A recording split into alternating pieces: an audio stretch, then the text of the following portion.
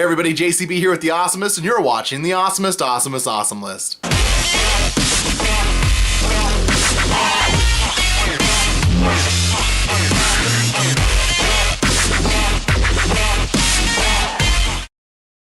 So today, the folks over at Six Flags Magic Mountain had a huge press event where they unveiled their plans for the 2016 season. These typically include roller coasters, themed events, and new policies that make being a season pass member even better. Today, they made one big announcement, which I'll get to in a bit. But in the spirit of change, I want to give you my top 10 things I wish Six Flags Magic Mountain would either change, upgrade, or add. Number 10.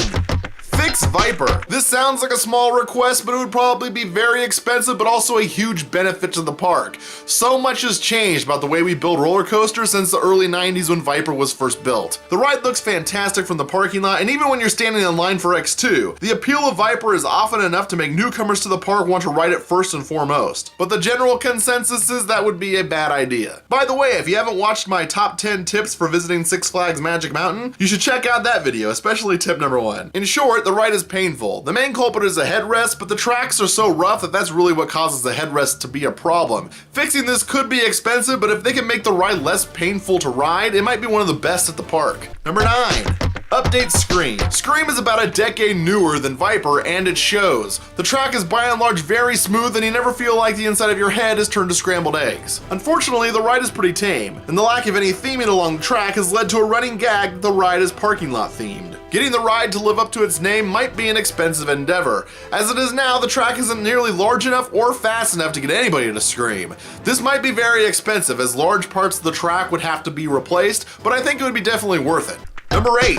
Ride pouches. Originally, this number 8 spot was going to be where I talk about how they should restore the Revolution. There has been a movement online comprised of people who have been petitioning Six Flags Magic Mountain to restore Revolution to its original no-shoulder harness glory. I personally never had the chance to ride the Revolution with just the lap bar, but people who have said the ride was not only more comfortable, but scarier because you didn't have that extra shoulder harness keeping you in. The new hydraulic lap bars featured on Twisted Colossus, along with a seatbelt similar to that on Full Throttle, should be enough to securely keep every passenger safely inside the train during the one loop the coaster goes through. Thankfully, the people at Six Flags listened, and in 2016 they're going to be refurbishing this ride with brand new lap bar only trains. It will be renamed the New Revolution and will be ready in time for the ride's 40th anniversary in 2016. So since Six Flags beat me to the punch on that one, how about we get some ride pouches? If you don't know what those are basically a mesh baggie that attaches to the back of the seat that's sitting in front of you on the ride. It has a little zipper on top that closes the bag up nice and tight, and in there you can stick your valuables like your cell phone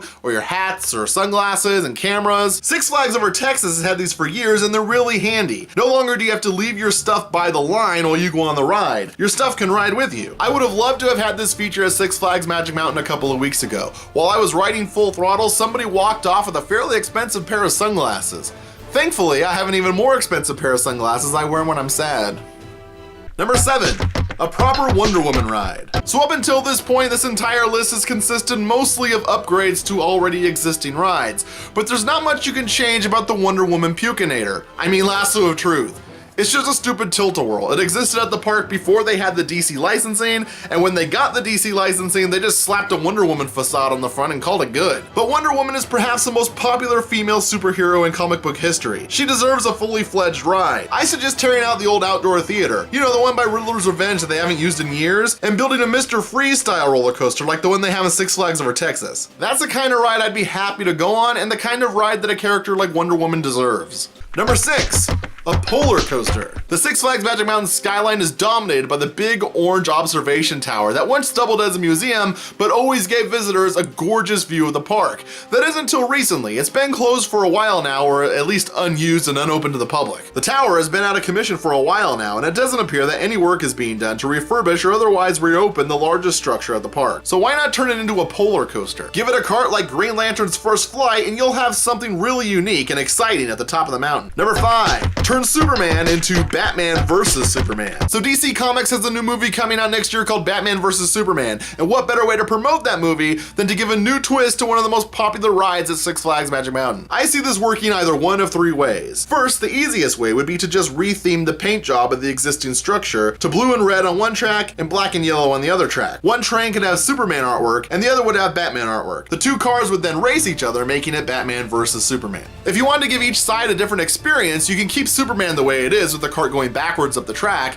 and make the Batman cart turn around so it goes forward, the way the ride used to. The second technique would be more expensive, but definitely cool. You could run a second track down the back side of the Superman tower, ending right here, next to Scream. I see this as being the launch point, but the line queue could be over in this area. Then each cart would race up opposite sides of the tower. Imagine being on Drop of Doom as this happens. The third way you could do it would be to build a second track in the opposite direction using the observation tower as a second tower. Now Batman flies one way, Superman flies the other way, and then they both fly back down toward each other at super speed. This may be the most expensive option, as not only do you have to refurbish the orange tower to make sure it's safe to put a track on, but there's also a couple buildings that aren't being used on the mountain but are definitely in the way. You'll also have to redesign the entrance to the ride because as it sits now, people enter right where the track would have to be. Number 4, a people mover for the back of the mountain. So if you were to build a polar coaster or a Batman versus Superman at the top of the mountain, you're suddenly going to see a lot more traffic heading up to the top of the mountain. Far more than the old Orient Express could ever hope to handle. Which is why we would need a new people mover that goes up the back of the mountain. Now I know, they tried this with that dragon people mover that didn't work out. But this could be done in a fairly cheap and fun way. First, you could build a platform where Deja Vu used to be, or you could use the old Dragon platform by Jetstream. Basically, they could repurpose an old roller coaster to create a people mover. It could just be one big circle that goes up the mountain. Imagine you get on the bottom, ride the lift chain to the top, go ride Tatsu, go ride Ninja, whatever you want to ride, and when it's time to go back down, you get back on the roller coaster at the top and just coast down the side of the mountain till it comes to a stop to let you back off at the bottom. It'd be super easy, probably fairly cheap, and a lot faster than an old Dragon ride. Number 3, a high-speed monorail. Speaking of people movers, having a way to get from the top of the mountain to the bottom is great, but wouldn't it be also awesome if you can go around the park or at least side to side? I'm thinking a metro-style monorail cart with seats and harnesses that launches like full throttle, takes you all the way across the park at 85 miles an hour, then hits the brakes and unloads the passengers before launching back the way it came. A full circle that goes all the way around the mountain with a few stops in between would be fantastic, but really at this point, anything is better than nothing. Number 2,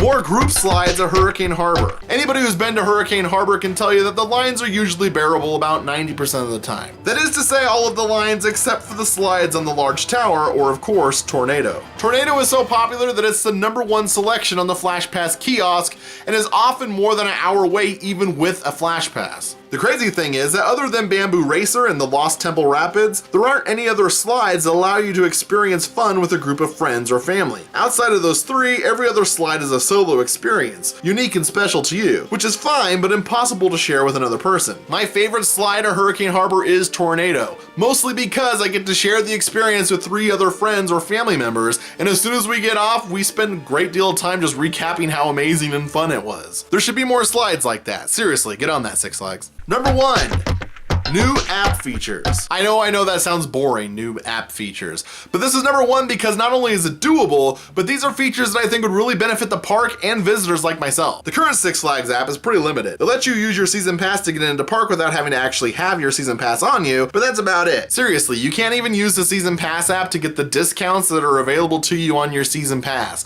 mostly because the park still uses the old card scanning system instead of a barcode reader, so they should definitely get on that first and foremost. I don't know what this is. Second, add an ad jumper report feature. At Six Flags Over Texas, there is a 1-800 number you can call when someone cuts in line.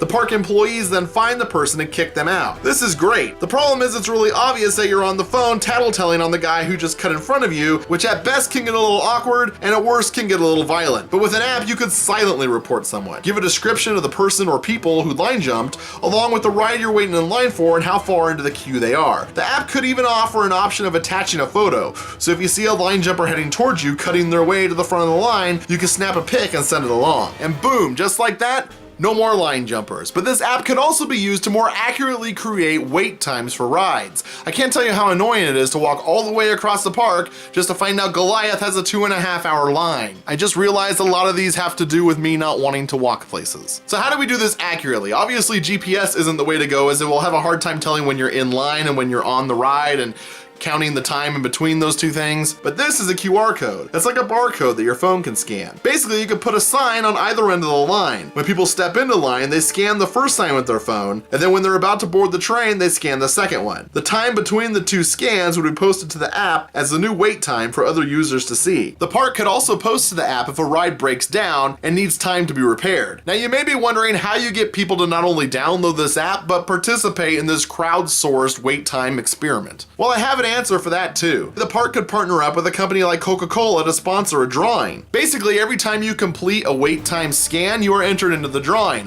which means the more you ride, the more times you're entered, the more chance you have of winning. Then they just have to draw a name at random every week or month or whenever they want to do it, and the person can be contacted via the app that they won. Obviously, you want to protect against people stuffing the drawing box by getting on less popular rides like Gold Rusher over and over again. So you'd either have to limit how many entries are allowed per day, or you'd have to limit how much time has to pass before another scan counts for the same ride. Either way, I think it'll work, but what do you think? Is there anything that Six Flags should add or change or update at the park? Let me know down below. As always, make sure you like, comment, and subscribe, and until next time, keep being awesome.